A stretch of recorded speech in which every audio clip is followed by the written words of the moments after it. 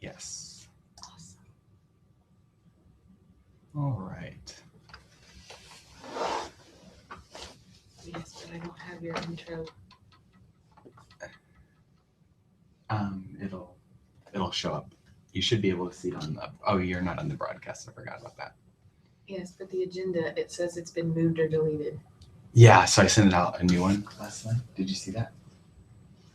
It should be attached to the last document. God, you're killing me. I know.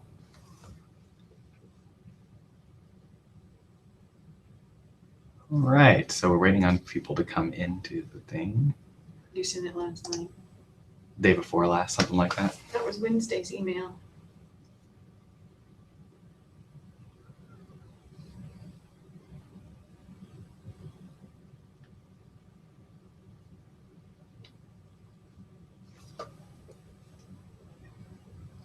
So I'm not sure if you're in the room or not, but we've started the Google Hangout. So we're waiting on a few folks to show up and begin viewing it with us. Is there anybody else in this room right now? If so, you can use the question and answers or the chat feature in the box.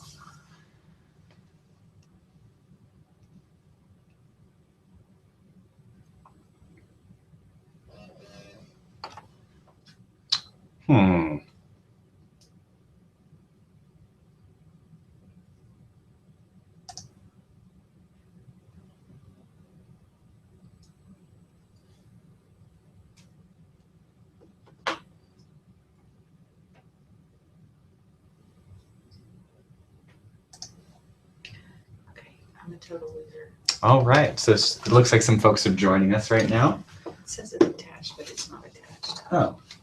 Send it to me. I'll definitely do that. Welcome to the broadcast. We're just waiting on a few more people to log in and then we'll get started. I'll be inviting everyone to the cameraman feature, which will allow you to kind of participate in the presentation. So I'll be using the emails that I see in the broadcast here. So I see another person's joined us. Just give us a few minutes as we get the Google Hangout set up.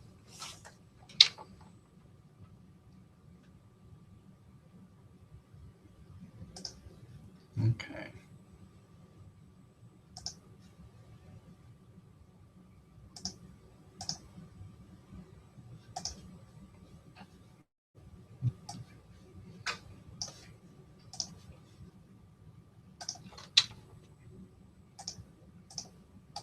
Admittedly, this is my first time using this, so it's taking me a little longer than I would like to admit.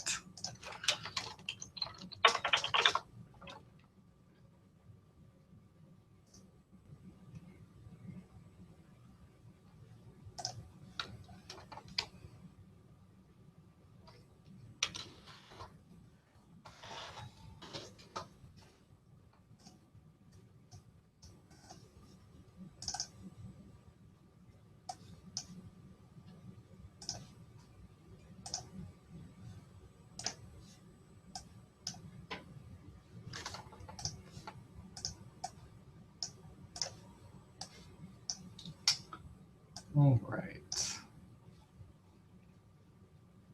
Hi, everyone. It looks like we've got 4 folks in the room. I'm trying to give everyone access so they're able to contribute to the conversation today. While we're waiting, I know that some folks are still having trouble accessing the agenda.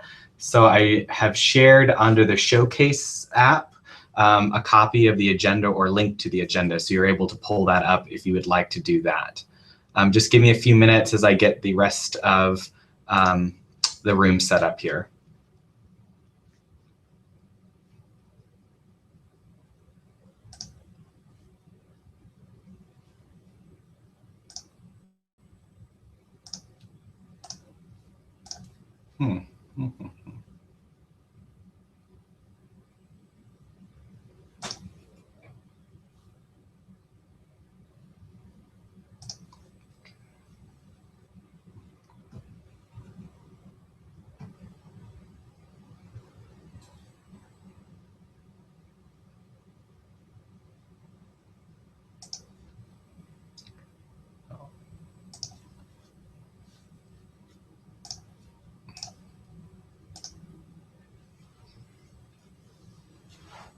Well, this isn't working like I thought. It looked easier on the tutorial, I promise.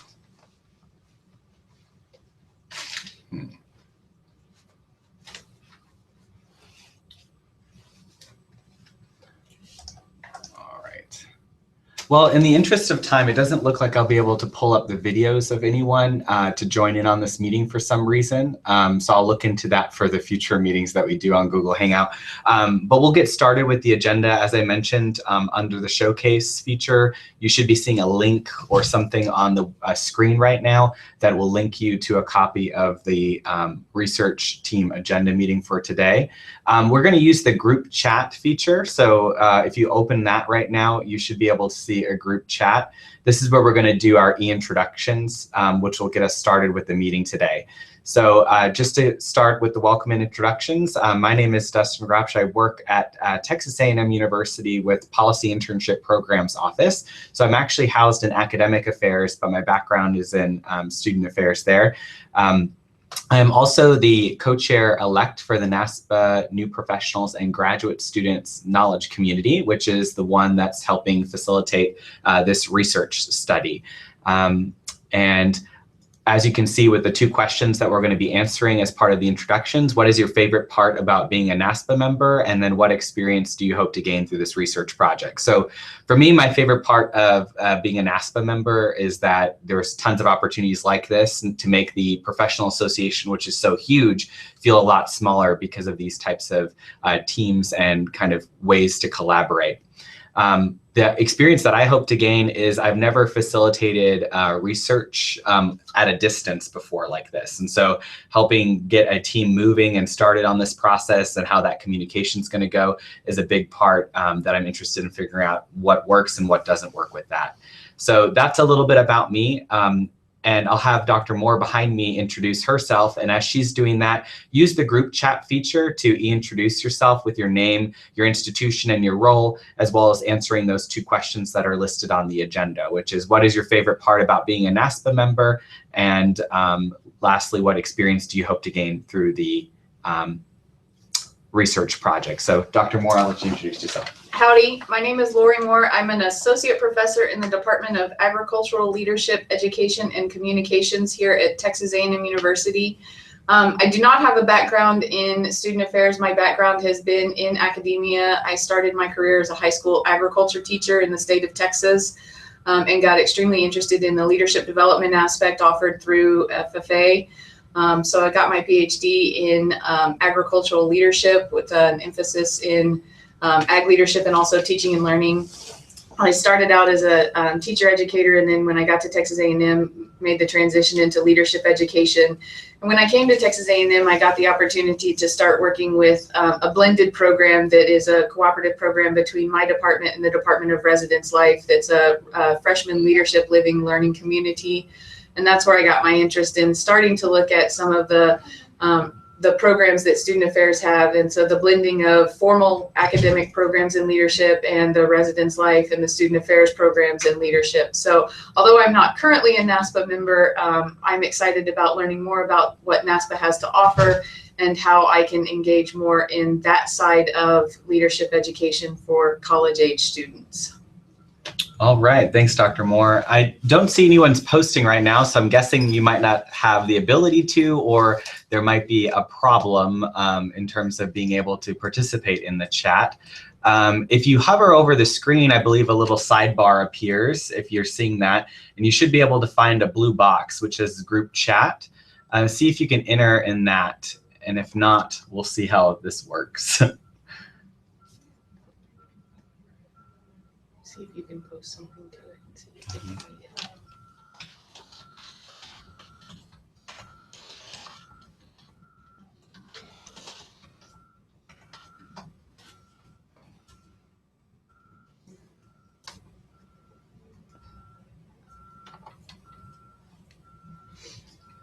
As we're waiting on folks to see if this is working, I appreciate your patience with us as I'm learning this new system here. I thought it would be a little bit better than a conference call, but I think maybe we will go to traditional conference calls if this doesn't seem to work today.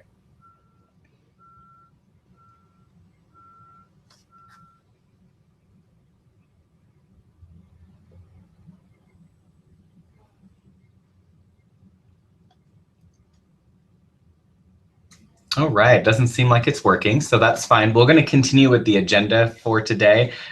Basically, the whole idea with this meeting, and I know we'll have the opportunity to do introductions at the next one, is really just to get, as you can see with the agenda, about the research study. I want everyone to understand kind of what the direction is, what we're hoping to accomplish with this research, and then see if you would like to participate. So by no means by coming today does it mean that you have to commit to being a part of this research team.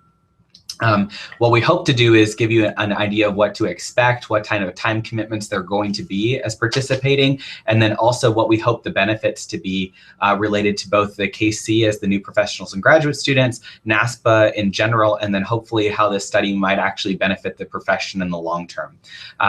So with that, the whole context or the history of it is Dr. Moore is actually my dissertation chair because I'm a PhD student as well within the College of Agriculture, specifically studying agricultural leadership, education, communication. And I'm looking at the intersection of identity and leadership.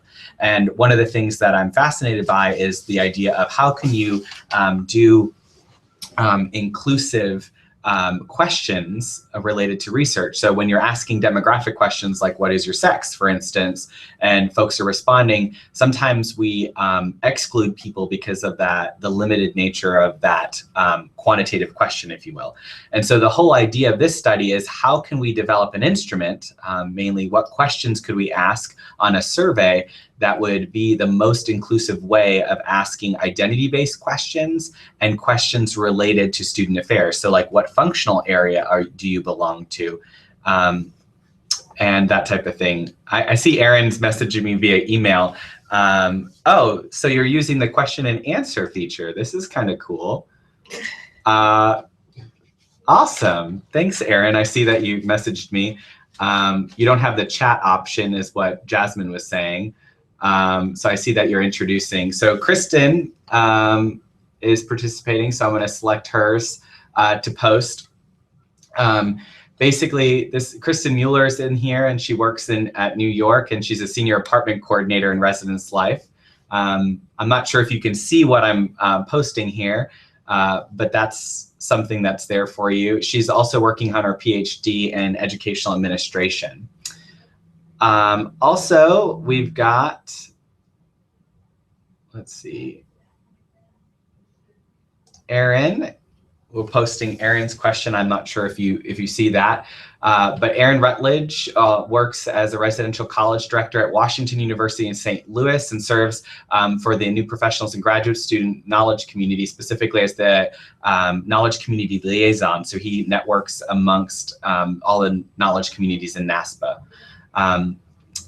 And I don't see anyone else. And then Jasmine introduced herself and said howdy back to us in the question and answer there. So I'm glad that you all are here. Sorry about the technical difficulties that we're experiencing, but if you have something to contribute, feel free to use the question and answer app and submit something. And then what I'll do my best is to answer those as we do it in the meantime. So I appreciate your flexibility there. But going back to a little bit on the purpose is really to develop an instrument that we could share to better understand the demographic and the makeup of the new professionals and graduate student KC. What we find is that folks that are engaged in NASPA, new professionals and graduate students make up 24 to 25% of the entire association. So if you're thinking about, I think we amassed about 15,000 members, we have about 1/4 of the membership. And with that, you know, we don't really know much about them. And so the hope of this study is to work with the different knowledge communities, figure out what is the most inclusive way of asking the question that we could get better demographic data about who we're serving for the betterment of our programming, our outreach, and then our future research as a profession. So that's the major goal here. I see that Jasmine contributed something here, so I'll post hers. Jasmine is introducing herself. She's Jasmine Scott, and she's a recent graduate of the HESA program at Indiana University. She is still job searching, so if you have any ideas, you can send it her way. And her favorite part about being a NASPA member is that every conference feels like a family reunion, and she appreciates the relationship. So Jasmine, I'm also glad that you're here and joining us for today. So that's a little bit about the purpose. Did I kind of cover that pretty well? I know I was kind of jumping all over the place, Dr. Moore. I think so. Okay. Are there any questions real quick about using the question and answer app? Are there any questions related to the purpose of this study? We'll kind of go into a little bit more about it in terms of the makeup and how we're structuring, how we're going to approach coming up with this instrument and what the research is about. But are there any questions at this point?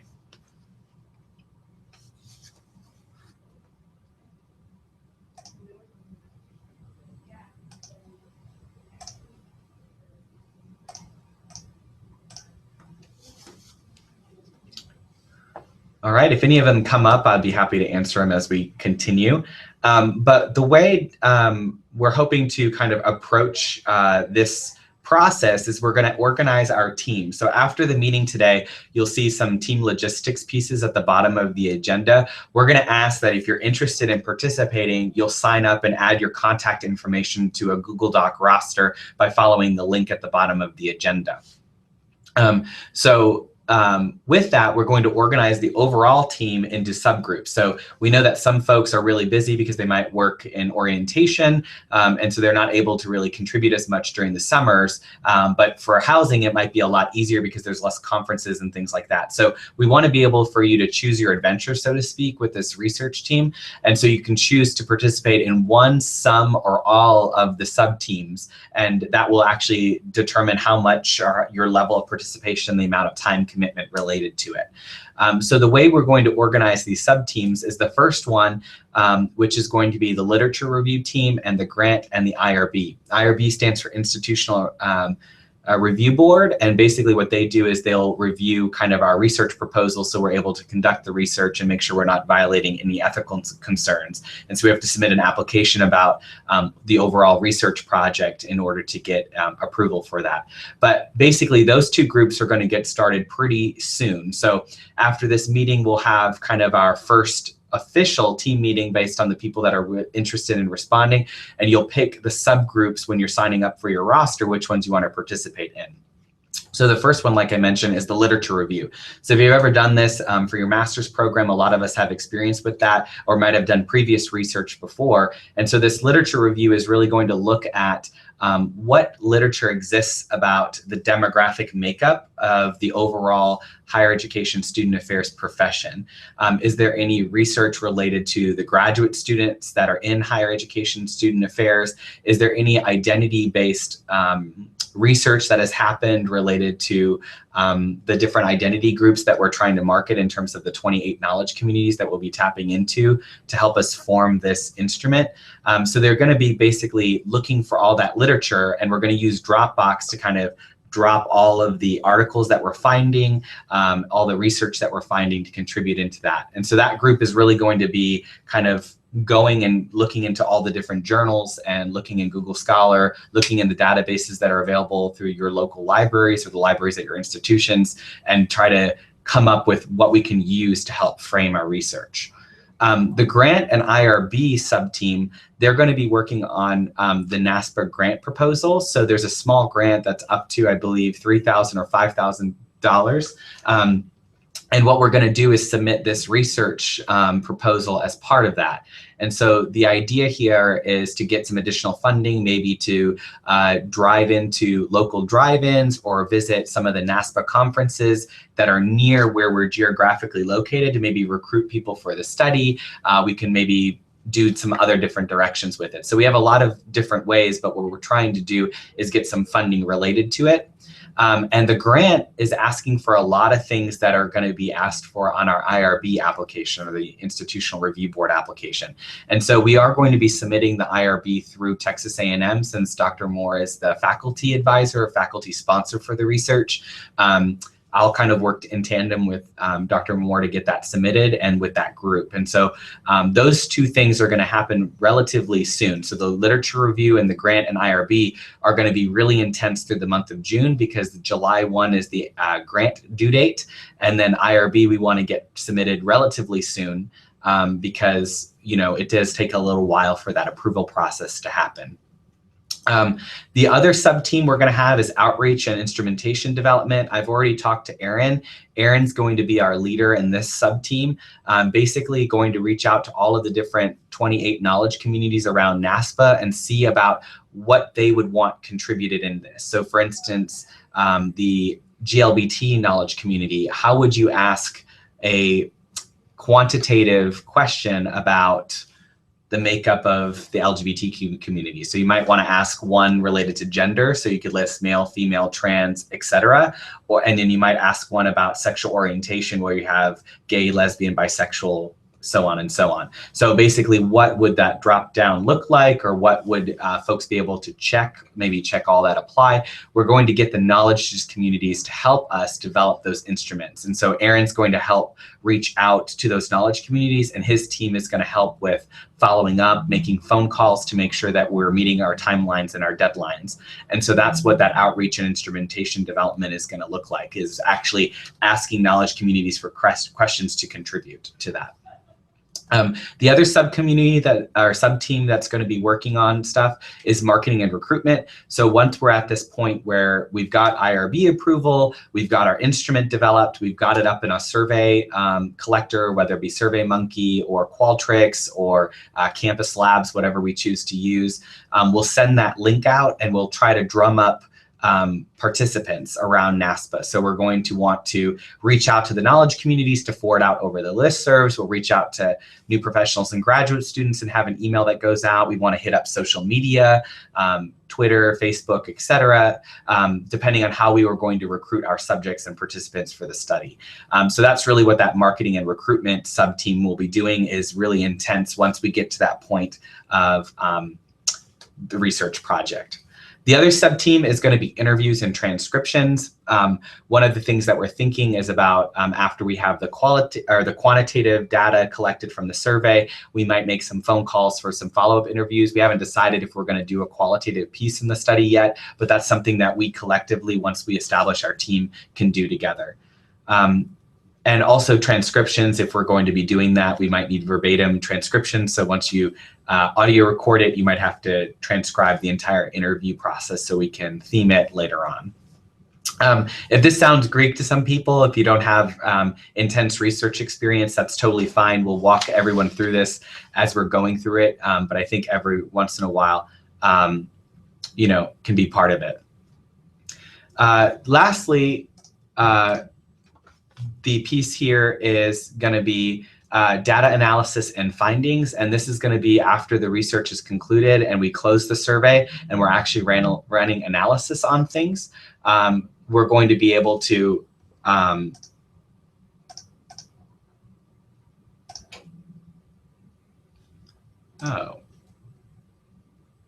now does everyone see me? I have no idea what people are seeing and not seeing, so this is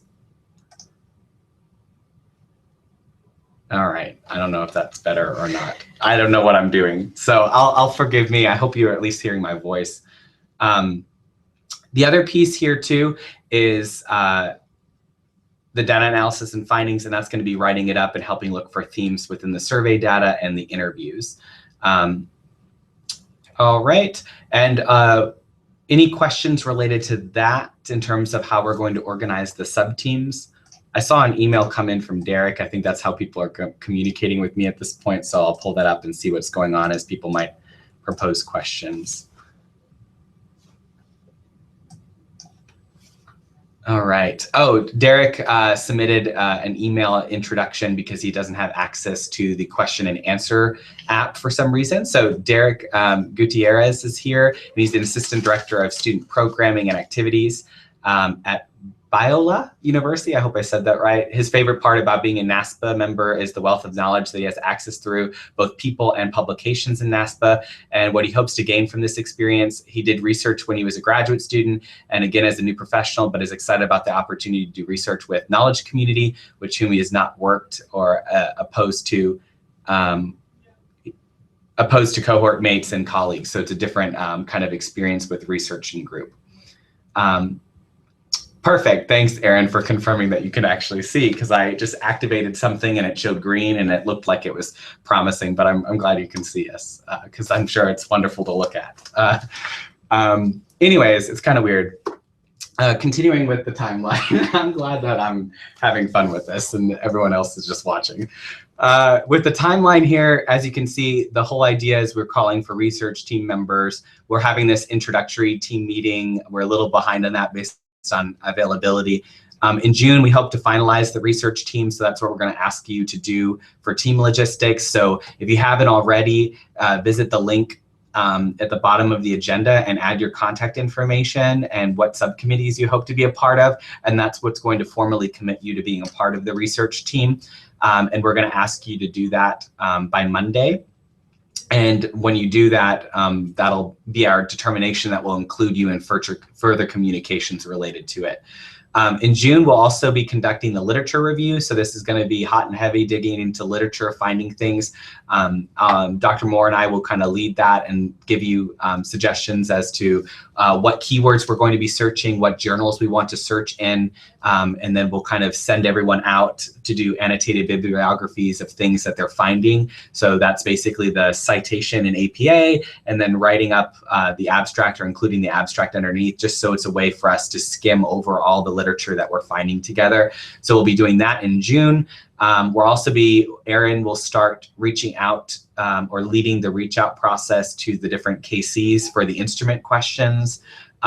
We'll begin institutional review board application or the IRB process in June, and then we're going to be working also on the NASPA grant proposal, and that has some different aspects to it. And so what I'm thinking about doing is, based on the sub-teams and how that's organized, we'll schedule those individual meetings for a lit review start meeting and then a lit review kind of finalization meeting. So we can do that, and then there'll be some additional meetings for the folks that are interested in the IRB and grant process. And depending on how we divide that up, there may be 1 meeting, 2 meetings, or depending on how that would work and how we structure it. In July, we'll actually be writing up the literature review, so looking up for themes and writing it up. We'll also have the follow-up emails and phone calls that will start with the KCs, because if they haven't responded to us, we need the instrument finalized so we can submit the final part to IRB. And then we'll also finalize the IRB application in July is our hope. And then, of course, the to be determined part is once we get approval, we'll actually set a timeline of how long we want the study to run, what's a good time. Maybe if we get it right before fall, we know that's a busy time for student affairs professionals, we might hold it. So depending on how quick things move, we need to make a determination on the timeline from thereafter. So that's a little bit about the timeline and things like that. So are there any questions at this point? I'm sorry, I'm not able to see your feedback or what you look like or what feedback I might have from you, but that's a little bit about it. So if you have any questions, feel free to submit those or email me, whatever's most convenient for you at this point.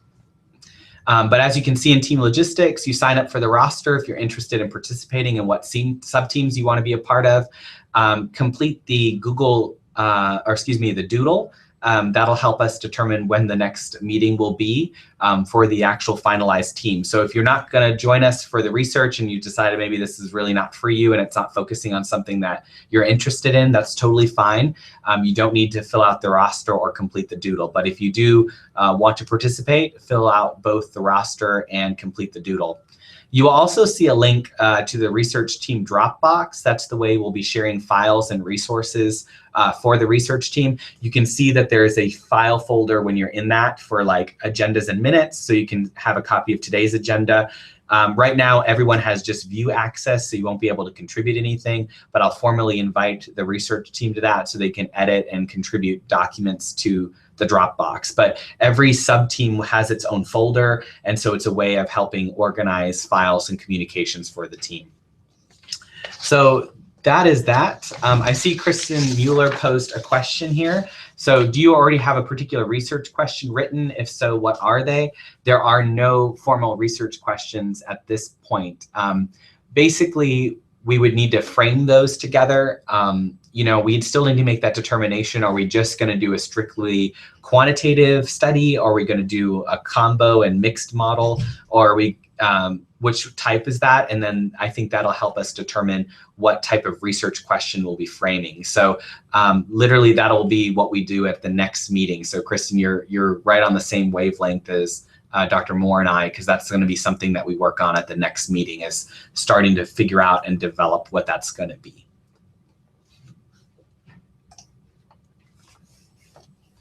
Any other questions at this point?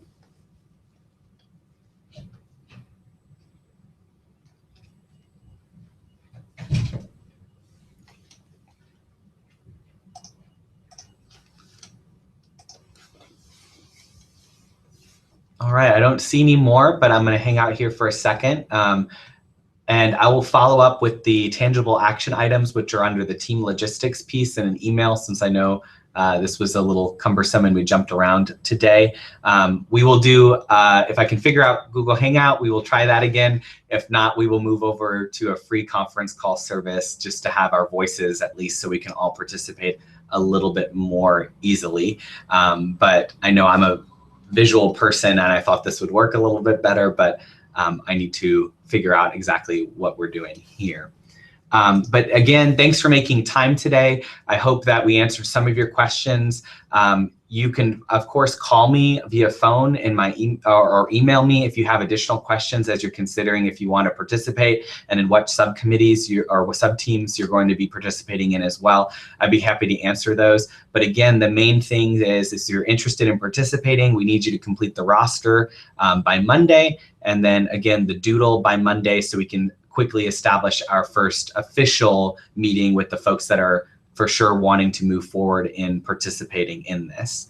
So again, thank you for your time. I know we're busy professionals here, so your 30 minutes today is definitely appreciated. And we hope you enjoy your weekend. And is there any final things you want to say, Dr. Moore? This was quite an experience, if I do say so myself. But good to go? Thank you. All right, thank y'all. And if you have any questions, like I said, please feel free to reach out. Thanks.